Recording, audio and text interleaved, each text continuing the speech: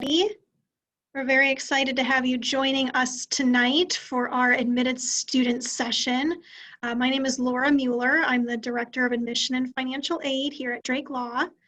As we're kind of waiting here for everyone to have the opportunity to join the call, just to kind of get things started, if you guys want to go ahead and use the chat box, just let us know where you're from and what area of the law you're interested in. That would be awesome for us to just kind of see where everybody's joining us from tonight and just give us the opportunity to let everyone log in.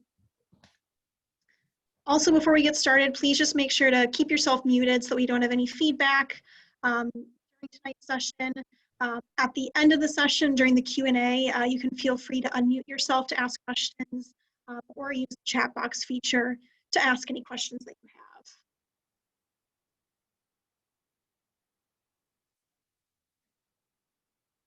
And Alicia, I can't actually open up the chat. Do you see where I think we're getting some responses here? Yes, let's see. So we have Benjamin Wolf. Hi, Benjamin, from Clinton, Iowa. He is currently in Iowa City, and he's interested in criminal law. Corey, that's one of our student panelists. River Kings. Is that a place in Iowa, Corey? I'm not from Iowa. What is River Kings? No, that's the high school mascot of the Benjamin Wolf's. If he went to Clinton High School, he was a River King. Okay, thank you, Corey. Wilson Sullivan from Des Moines, Iowa. He's interested in ag law and environmental law. Allison from Ely, Iowa, interested in criminal law. And Benjamin Wolf does say that is the school mascot. Mary Claire from Des Moines, and she's interested in corporate law or civil litigation. Okay, don't be shy, people. I am missing a whole bunch. Natalie Schroyer from Owatonna. Did I pronounce that correctly? Owatonna, Minnesota. Currently at Wartburg College, civil rights law. Very good. Sam Lincoln, Iowa City, criminal law, civil litigation. And, you know, I'm reading this, but I'm sure you can read this too in the chat. But I'm having fun reading it, so I'm going to read it. I appreciate it, Alicia, since I can't see the chat, so thank you. Okay. Let's see. Is it Regan or Reagan from Cedar Rapids? Are you a Regan or a Reagan? It's Reagan, like the president. Reagan, one of my favorite presidents. Interested in international law. Oh, Clayton. Hi, Clayton. Clayton visited this afternoon and he toured the law school. Anyone that wants to come and tour the law school, feel free to contact us. He's from Des Moines, Iowa, interested in environmental law and real estate law. And it was a pleasure to have you here today, Clayton. So I'm glad you could join us. Anybody else? I had a fantastic time. Thank you again for having me. Good. Let's see, Noelle from Seattle, Washington. I haven't been out there. I've been to Spokane, but I'd love to go to Seattle. Interested in criminal law. Very good, Noelle. And Noelle, if you want to come and visit us and bring some rain, feel free to come and visit.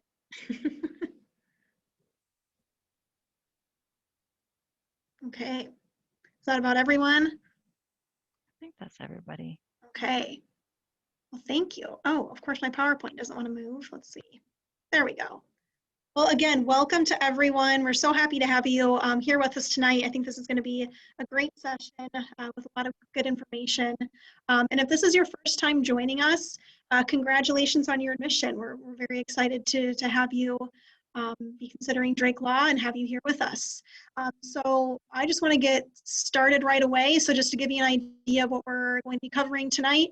First, we're going to hear from our two alums that are here with us on the call, hear about their Drake Law experience and what they're currently up to. Then we'll have the opportunity to ask questions of our alums. So that's the point where you can feel free to unmute or put your questions in the chat box for them. And then if this is your first admitted student session, please plan to stay for our last section because I'll be covering some different admitted student information that you want to stay for. But if you've already joined us before, it's going to be kind of a repeat of information. So you can feel free to hop off at that time once that portion gets started. So yeah, let's get right into it with our alumni experience. So we have Corey and Tori here with us tonight. And I'm going to go ahead and just let them introduce themselves. Maybe we'll start with Corey. If you want to introduce yourself, let us know a little bit more about you. And if you just want to start right in with your Drake Law experience, why you chose Drake, that's great.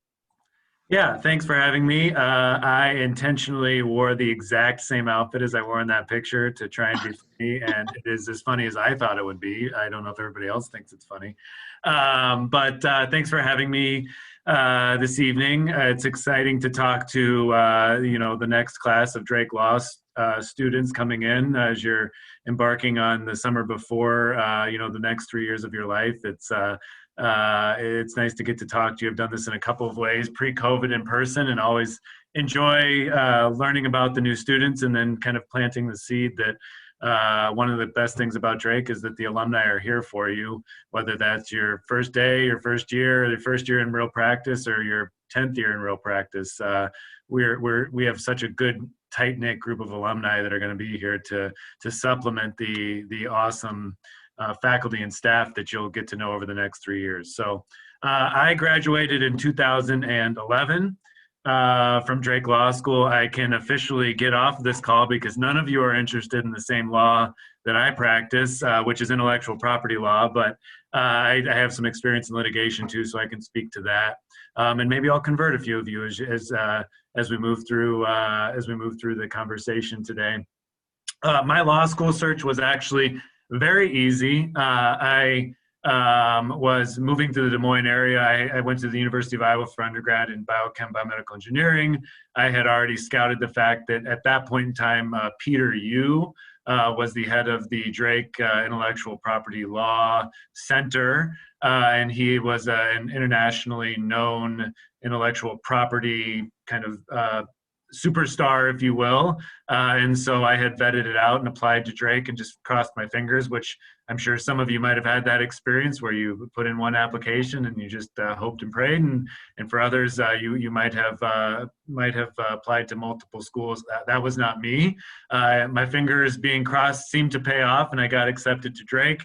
And then just worked my way through the first year, where you basically everybody kind of has a very similar first year as far as what you do. But then after my first year, and I'm sure Tori too, when you get the chance to hear about her, I was definitely that guy in the sense that I did everything as much as I could expose myself to. I was on 2 of the national moot court teams, intellectual property, and then the standard national moot court team. I worked in the clinic that you'll hear more and more about as you get information about Drake, where I actually was in the appellate advocacy clinic. So by my 3rd year, I argued 4 cases in front of the Iowa Supreme Court and the Iowa Court of Appeals during my 3rd year of law school. Won them all, don't worry. They set you up with the easy ones, to be fair. But got that good experience. Clerked all of my time during law school. I was in the moot court. I was on law review. If there was something that I could do, I did it. And we can talk about whether that's a good decision or not as we move through the conversation today. But yeah, been in private practice ever since then. As I mentioned, intellectual property, I litigated for a few years in Des Moines, litigated for a few years in Dallas, litigated for a few years in Chicago, and then ultimately where I landed now is I handled the intellectual property practice for Principal Financial Group in Des Moines. So we have a worldwide intellectual property portfolio in 72 countries, and I head that up. And so, so went from private practice to in-house, and I love it. I'm sure we'll talk more about it later, but I will stop talking now so that Tori can introduce herself. Great. Thanks, Corey. Yeah, Tori, if you can introduce yourself, let us know about your law school search and why you ultimately chose Drake. Sure. Hi, everyone. I have a little bit of a weird lighting thing, so I'll be dodging the light. My name is Tori Samora Millet. I use she, her, hers pronouns. I'm originally from Long Beach, California. I currently work at the University of Minnesota in the Equal Opportunity and Affirmative Action Office. I'm a Deputy Title IX officer. That's a mouthful. So pretty much what that means is I investigate claims of discrimination and sexual misconduct. I also lead trainings in the Office of Equity and Diversity on how to be a better ally and other compliance-based issues. So it's a lot. We can talk about that more later if you're interested. For my law school search, it was also pretty easy. My husband and I met at UCLA, and he got a job in Iowa.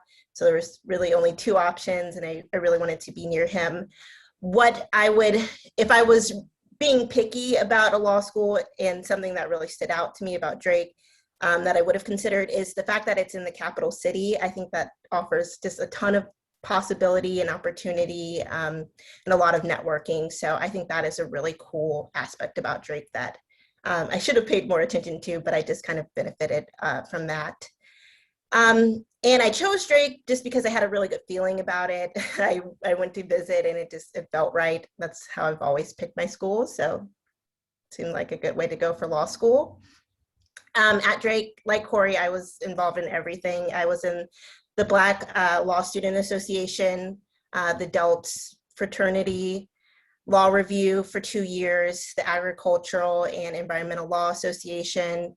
I did research for a professor who taught environmental law at Drake. I was on the client counseling team. I was an ISG leader. It's an integrated study group leader. I'm not sure if that's still a thing at Drake, but it's really cool if it is. So yeah, I did a lot of stuff. I was a TA, and I enjoyed it. I got married my first year of law school, which was like rough, but I still managed to like juggle doing that and a lot of other stuff at the school.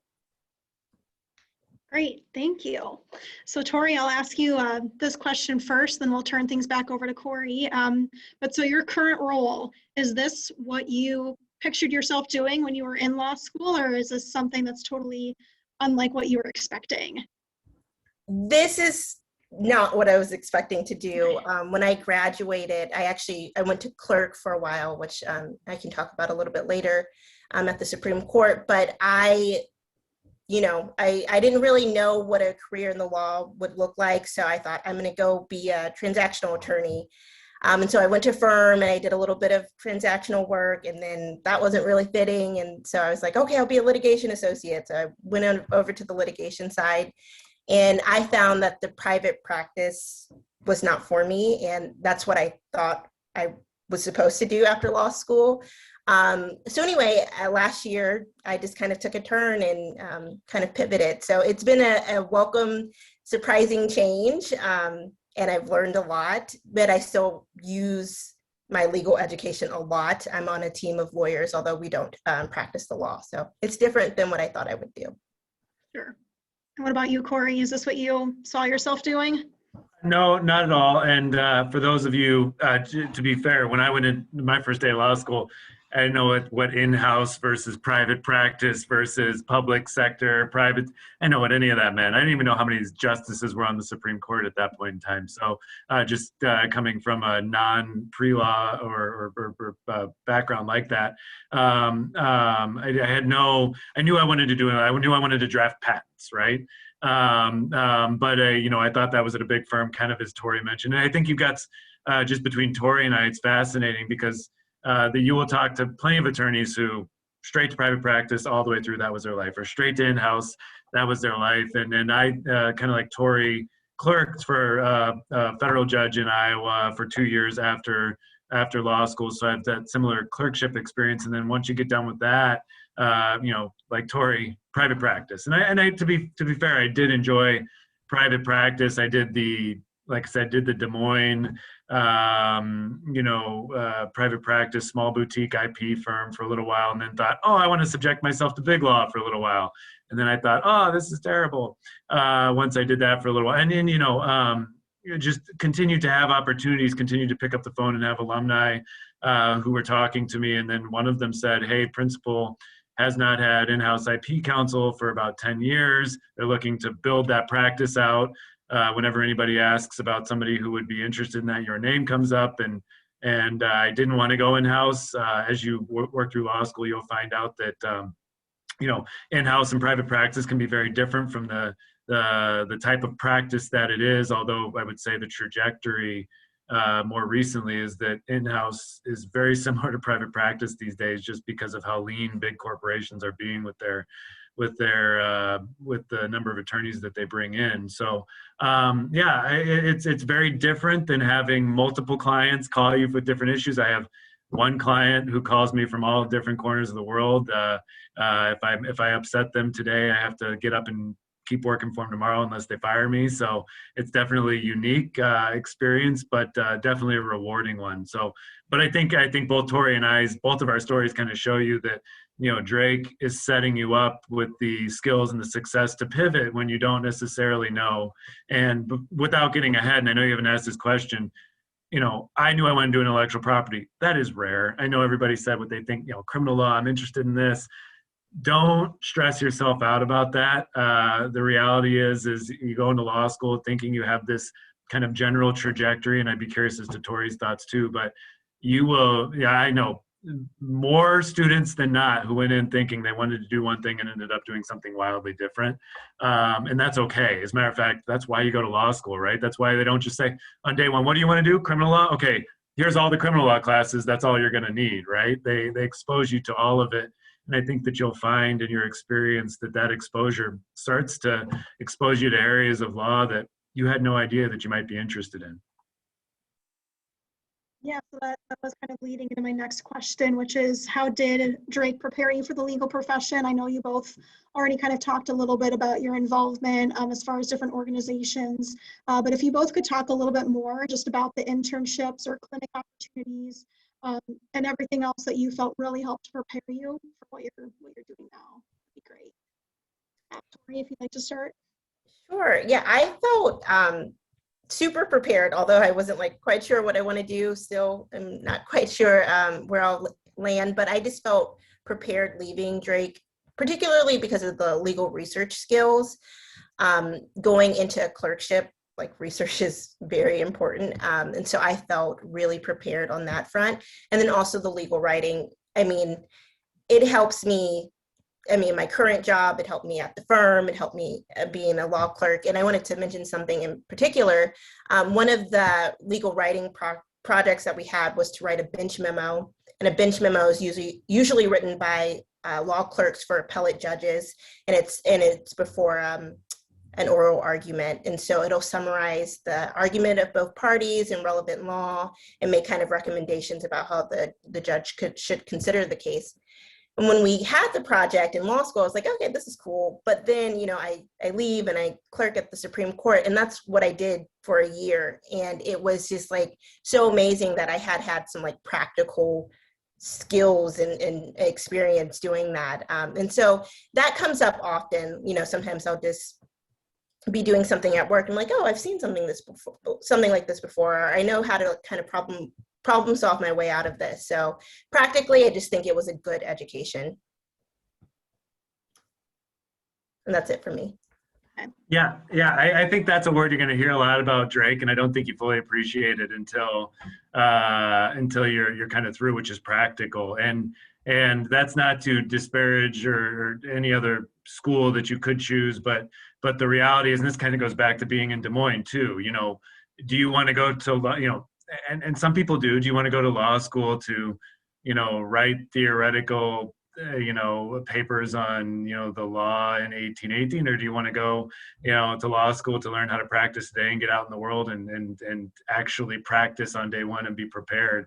And Drake does a great job at that. You're in Des Moines, you're in the capital city, you want to go, and I didn't do these things, I don't know if Tori did, but go be a part of the, you know, you want to go up to the Iowa legislature and be a part of one of their sessions and intern there, there's an opportunity for that. You want to go intern at the Supreme Court, opportunity. You want to work at one of the big law firms that has an office in Des Moines, opportunity. You want to go to Las Vegas and practice there because that's interesting to you, there's a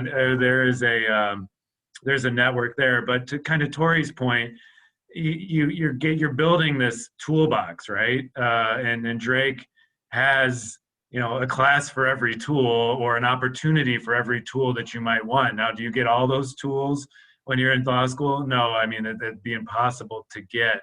But if you want those opportunities, they're there. If you want those tools, they're there. And I can't think of one that Drake doesn't prepare you for. And as Tori mentioned, the research and writing, it's critical. And Drake is renowned for that, right? It's tough.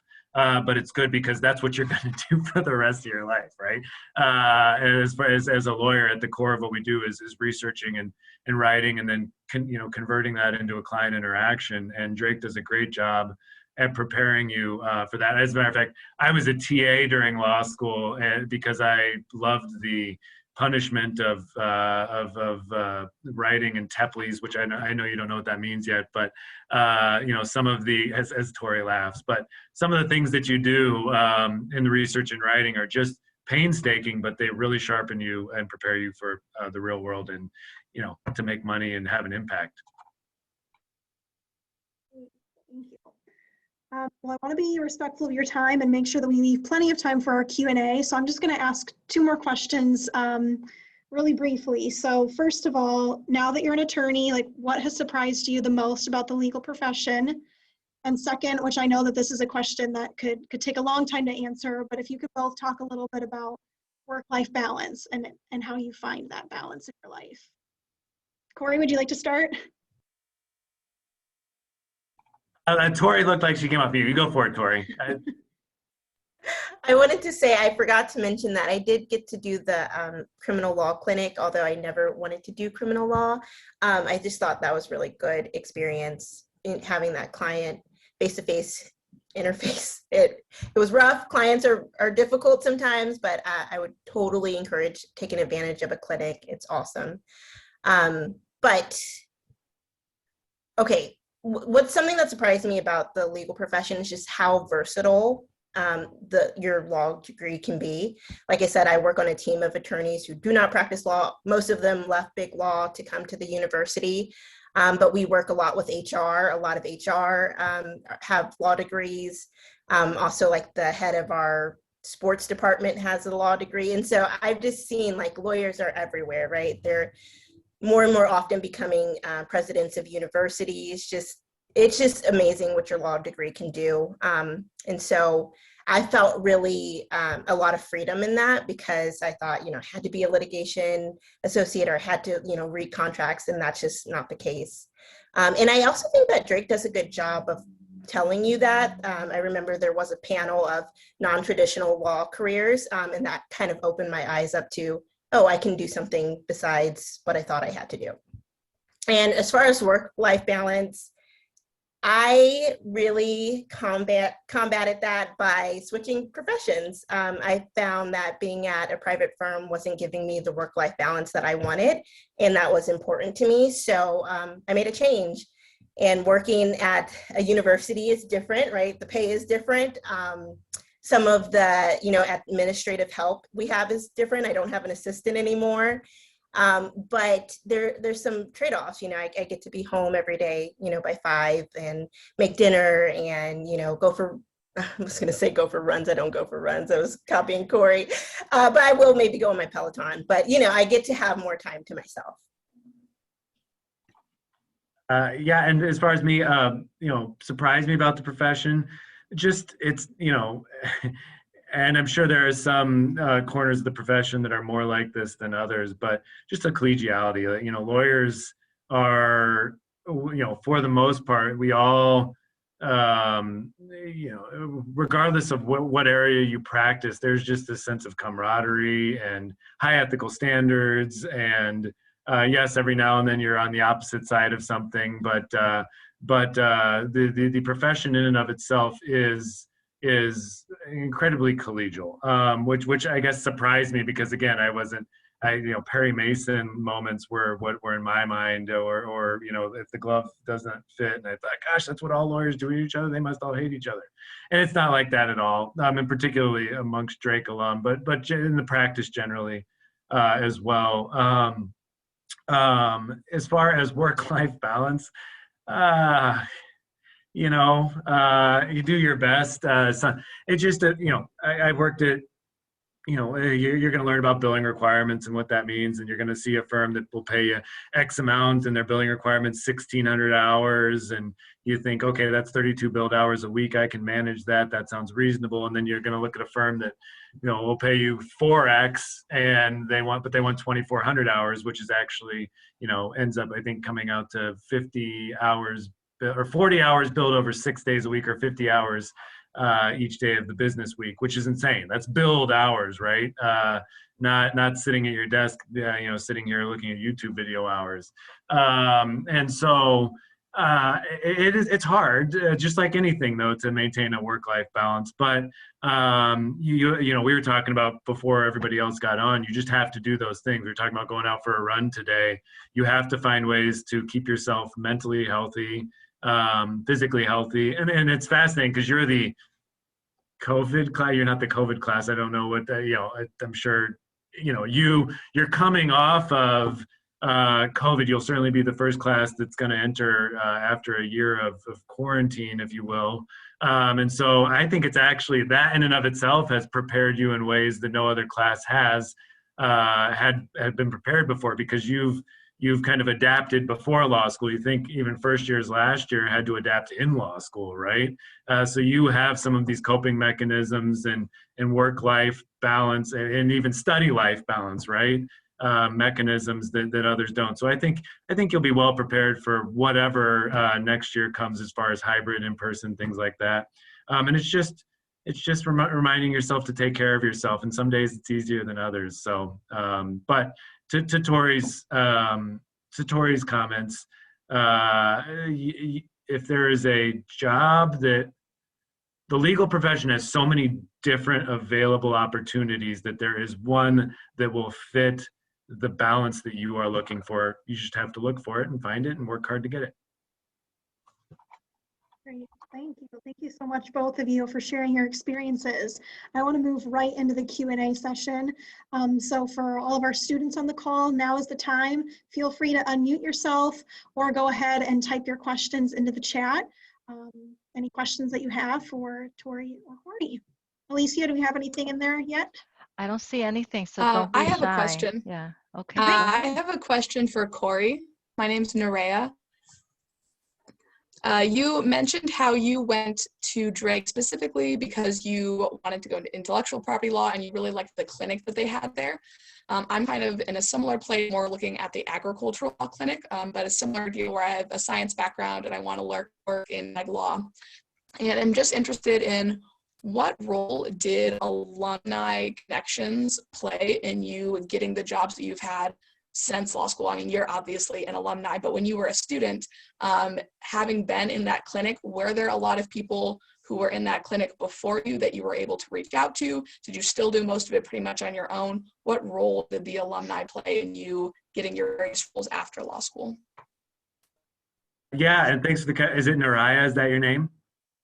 It's Nerea, like a ray of sunshine. Sorry, Yeah. an array of sunshine. That's a good way to remember it. I appreciate that. I just wanted to get it right. There was a little bit of glitching, but I think I got all of your questions. First of all, thank you for your question. It's a great one. And it's funny because the IP clinic, there's you get maybe a handful of students every year who are interested in intellectual property specifically, but Drake and the ag law experience is even a cut above that in the sense of the experience, the teachers, the professors. But to your question, yes, the answer to your question is yes. When you are interested in a specific field of study and you set, your first year, you're going to have to go through, and the staff aren't going to like me saying this, but the motions of going through your first year. There's not a lot of diversity in what you're going to get to select. But if you start making your interests known, start talking to the professors, start telling them you want introductions to alumni in those areas, go to the events your first year where they're introducing you, particularly, ag law is so, instrumental to the Drake experience and kind of the services that Drake prides itself on. You have the Ag Law Journal even, right? Which is, one of only two, I think, journals still at Drake, and through that, you're going to get exposed to alumni. So just to ensure you that this is not a generic answer, by the middle of my first year, Peter Yu at that point in time had already introduced me to Ed Cease, who is the head partner at McKee, Voorhees & Cease. He's in his retirement mode now, but he became my main mentor in the community. His firm hired me in the middle of my first year after grades came out, at which point in time I met Kurt Van Tomey, who's over at Pioneer now. And he was my main mentor over the summer. And then from there, it just expanded wildly. Every opportunity I got came from, you know, an alumni talking to an alumni, talking to a federal judge who they said, you got to get this guy, you know, who's interested in IP to clerk for you, that combined with the professors. So you know, but I will be clear, you know, Drake is going to present a lot of opportunities to you to take advantage of that, particularly in a niche field like ag law. You have to do the work too and take advantage of them because you know, alumni are going to find those students who are eager and excited and interested in their field of expertise, and Drake's going to give you the conduit to do that. But you really got to take advantage of it. And from the way you articulated your interest, it sounds like that's not going to be a problem for you. So hopefully that answered your question. It was helpful. Yeah, that was very helpful. Thank you. Thank you, Corey. Okay, looks like Benjamin Wolf has, what is your question? Did you put it on the chat? I Benjamin? did not, no. Hello, good Please. afternoon. I'm Benjamin Wolf. I'm the River King, as aforementioned, from Clinton, Iowa. My question is hilariously generic, but I think it would be amiss if we didn't ask it. How do we succeed here at law school? You know, we're going to be full-time students, and the goal here is to prepare ourselves for a career of legal advocacy. What programs, what opportunities, what things should we be looking into doing in order to succeed? Independent volunteer work program, clubs, debate, mock trial. There's a lot of stuff going on. What programs did you take advantage of or wish you would have taken advantage of while you were at Drake to succeed? Tori, did you want to tackle that and then throw it to Corey? Sure. I cannot remember the name, like the full name of the Delts fraternity, but it is a law fraternity at the I school. think it's Delta Theta Phi, if I remember Delta correctly. Theta Phi. Yeah. Everyone will have an opportunity to join it. I'm not quite sure how the membership works. I thought it was a good one for social networking was cool, but also I think you have access to outlines, and I'm not sure if you guys know what outlines are yet, but outlines will be your friend. They help you study for all of your finals. There'll be one for each class. So the biggest advice I got was make friends and get some outlines. I thought that was really helpful. I saw that the ISG groups are still happening. Take advantage of those. I really enjoyed going to them and also leading them. They really just kind of help you with study skills and kind of like core concepts that you'll need for those like first year classes. So take those seriously. And then also utilize office hours. I was in my professor's offices all the time, but I thought Drake was really great for that. It was really accessible. I felt okay like going to them and talking to them. I would reflect everything Tori said there. Your first year, get involved in the groups that you can. And I think your question kind of highlighted on what can we do to be successful. You know, treat your first year, and everybody has a different station in life. So I won't suggest that everybody, but to the extent that you can, treat it like a job, right? Focus on getting the study hours in that you need, listening to classes, prepping for classes. It's not always easy to get into a cadence, but if you treat it like, to the best of your ability, like a job, it will set you up for success that first year. And be interested in the extra things you can do, but don't overextend yourself, right? That first year, you want to focus on getting good grades. You want to plant the seeds, agricultural pun intended, for some of the interests that you might have, like Nerea's case.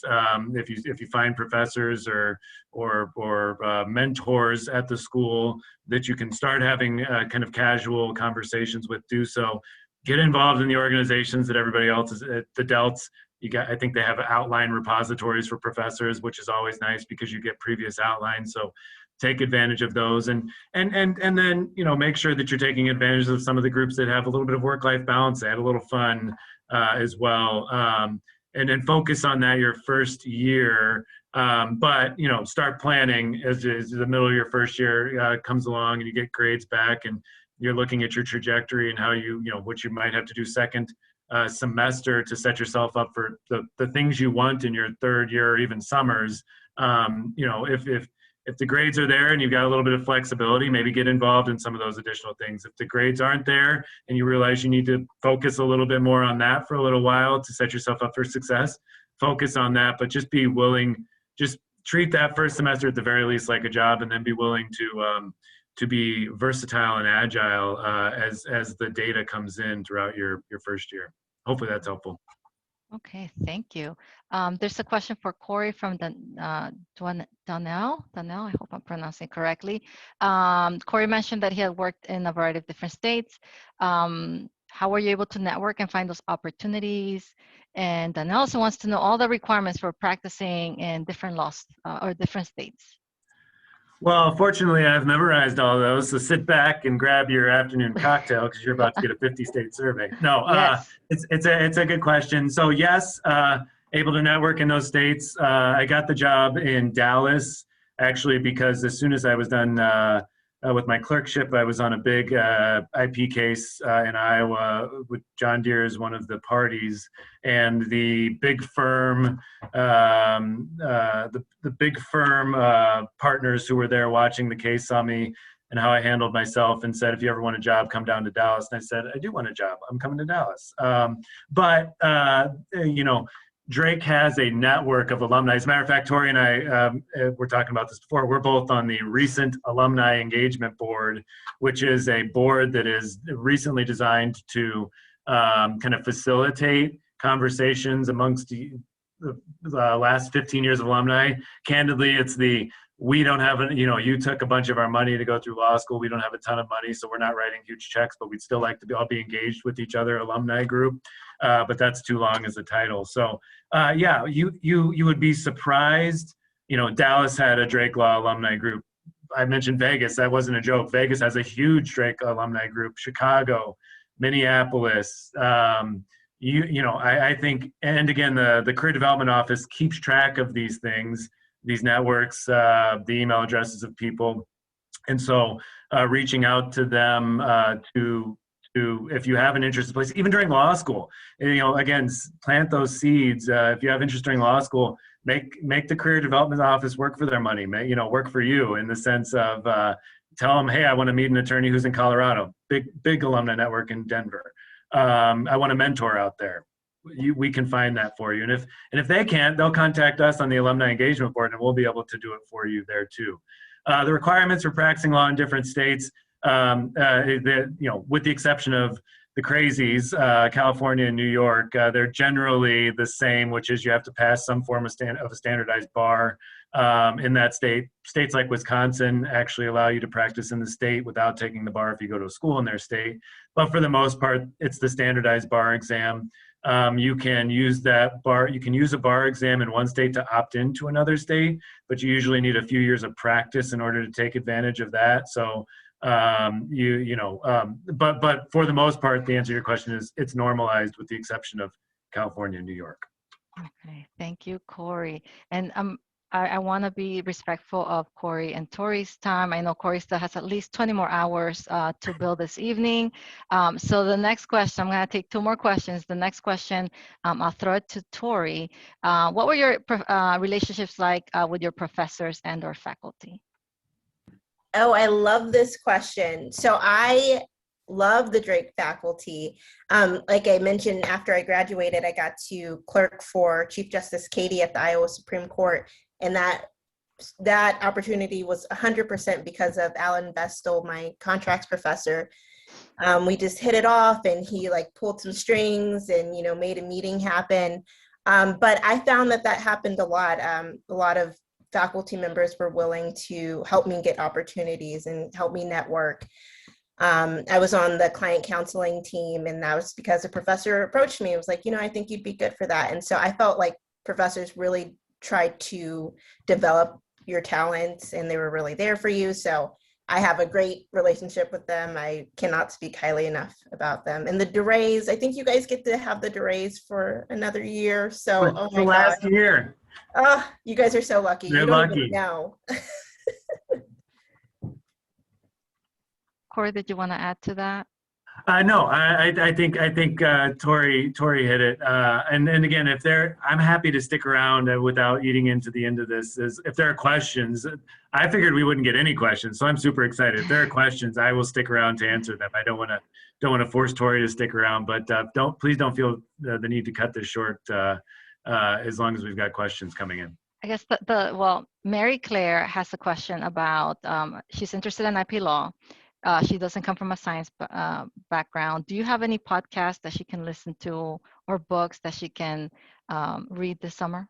Yes, I do. As a matter of fact, as I was looking at your question, I was trying to come up with an answer in real time here. But how about this? Is for the sake of time, if Alicia, Laura, if you want to, I don't know if you're going to share with us the contact information of this group, I would be We're going to happy. give them your cell phone and home address. Good. Well, come on by. I won't be at home for at least another 20 hours, but Yeah. Yeah, I'd love to connect individually with anybody who wants to follow up on questions like that. And specifically, I will get you, Mary Claire, some recommendations on that. And you don't have to have a science background to practice IP law, and you might already know that. I think they're disparagingly referred to as soft IP attorneys, but the reality is that trademark, copyrights, trade secrets, anything but really patent law, which you need an extra bar. You have to take the patent bar to actually practice in front of the USPTO for the patent side of things, not the trademark side of things. But some of the best patent professionals in Des Moines that I know don't actually have a science background. There are a few here in Des Moines. Christine LeBron Dykeman is one name that comes to mind, who's just a phenomenal appellate trademark attorney, and she's made a career out of it. So I will find some resources for you, and then if you're further interested now or as we move along, I can connect you to a couple people who have taken similar paths. Thank you, Laura. Was that the last question, Alicia? That was the last question, yes. Oh, okay, fantastic, wonderful. Well then, yeah, we can definitely make sure to get the contact information both out to you, Corey and Tori, if there's anyone that did have further questions that you wanted to reach out to. But really, thank you so much for taking the time to be with us tonight. We really do appreciate it. Glad we got the great questions for both of you. So yeah, thank you so much. It was so great having you both on with us. Thank you, Corey and Tori. Yep, anytime. Good luck, everybody. Good luck. Thank you, guys. Okay, so we're going to move on to the next portion, which, like I said earlier, if you've already been on a session with us and you've already heard this, you can feel free to log off at this time. If you're a recently admitted student, then you'll definitely want to stick around just to learn some more important information for admitted students. Okay. So getting right into it, first of all, with our admitted student checklist, if you haven't done so already, please make sure to submit your FAFSA. And in a slide that's coming up here, we do have the FAFSA code for Drake Law. If you haven't sent that in already, we'll have that Drake University code for you. Once you submit your FAFSA, you'll be receiving an email from the University Financial Aid Office with your loan eligibility. And at that time, you can request financial aid. We'll talk about that more later too. And if you haven't done so, join the Drake Law School Class of 2024 Facebook group. So this is a really great way for you guys to connect with each other, whether that is to maybe find a roommate. A lot of students will use the page for that. You can also just stay up to date on different events like this one. We always post about our next admitted student event on the website, on the Facebook page, as well as just other Drake Law news and other things of importance. So if you're not on already, or if you're not already on Facebook, it'd be worth it to get a Facebook just for this, because you won't just be using it this year. Our 2Ls and 3Ls will stay on the page and network that way as well. So it is nice to have that if you're not already on. If you haven't already bookmarked the For Admitted Students page, we have the link listed there for you. Again, this is where we'll be updating a lot of important information like about orientation, other things like that that you need to know. So make sure to bookmark that page. pay your seat deposit. I think a lot of you probably already have at least your first seat deposit. Deadline has passed, but if you haven't done that already, make sure to get that seat deposit in if you've decided on Drake. And then submit final transcripts. So if you are still, if you're currently in school and have yet to submit that, just make sure that we get your final transcript with your conferred date before classes start. We will need to have that. So you can send that either to LSAC or directly to our office. Okay, Sorry, so what if did you're you not- say the due date was for the final transcripts? I'm still working something out with my university. Oh, so your final transcript, we will just need it before classes start. So as long as you can get it to us before the first day of classes, that'd be great. Thank you. Yep, of course.